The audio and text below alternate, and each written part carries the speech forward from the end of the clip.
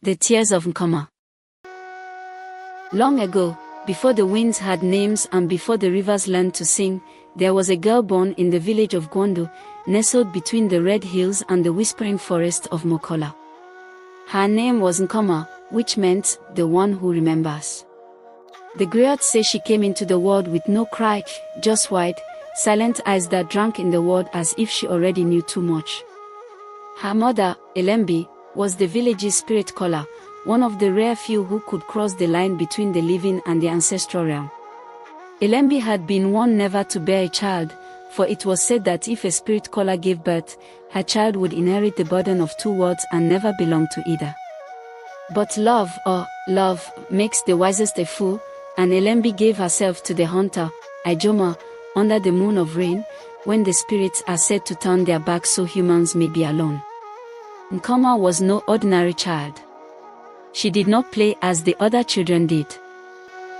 While others chased fireflies and carved gods in the dirt, Nkoma sat by the river and listened.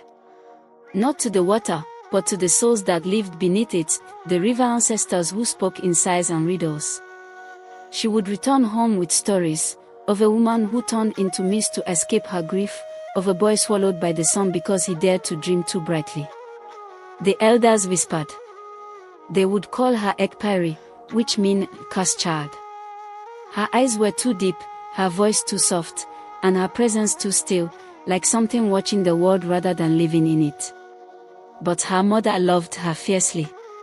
And her father, though fearful, would carve little birds from bone to cheer her. Still, Nkoma often cried at night, tears that were not hers, but the world's. Then came the famine. The rains forgot their way home, and the ground cracked like oat skin.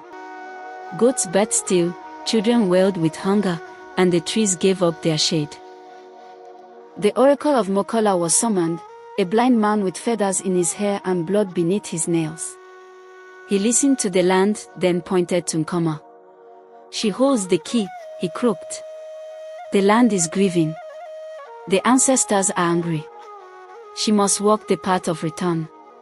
The elders knew what that meant. It was an ancient rite, older than language itself.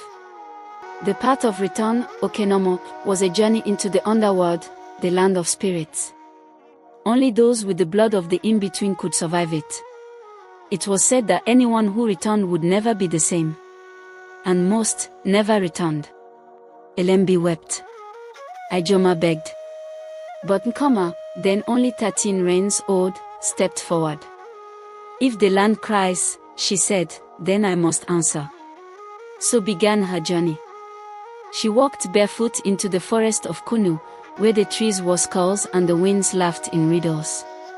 There she met Odom, the keeper of roots, a spirit shaped like 1,000 ants woven into a man.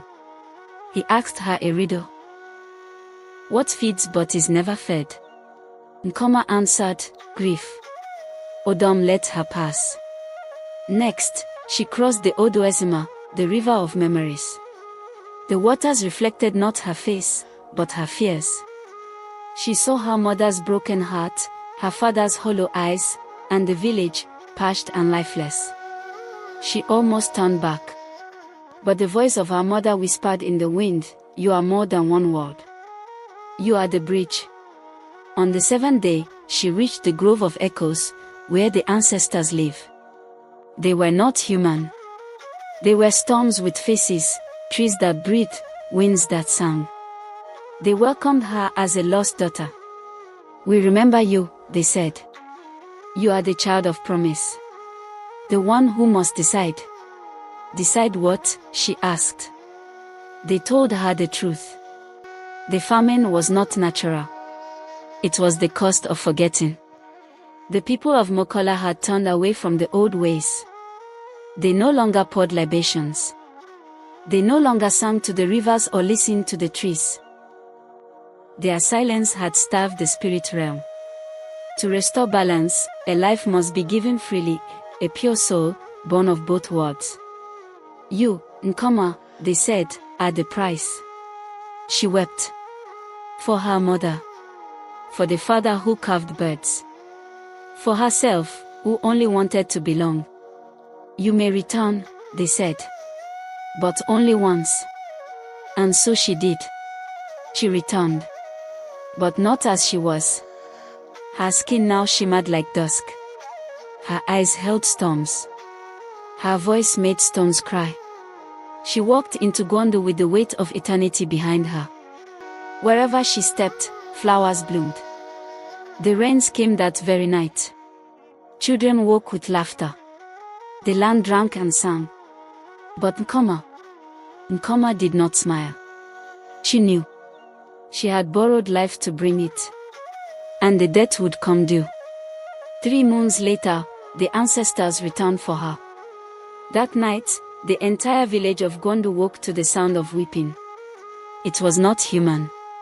It came from the sky, from the earth, from the very wind. Nkoma stood at the village's edge, wrapped in white, her eyes glowing like the sun at dawn. Her mother ran to her, holding tight, refusing to let go. "You are mine," Lal screamed. But Nkoma only whispered, "No. I am the world's." Then, she faded into mist, into memory, into legend. From that day, it is said that if you go to the river Ezma at dawn and cry with a true heart, you may hear a girl's voice humming an old lullaby. The river will answer.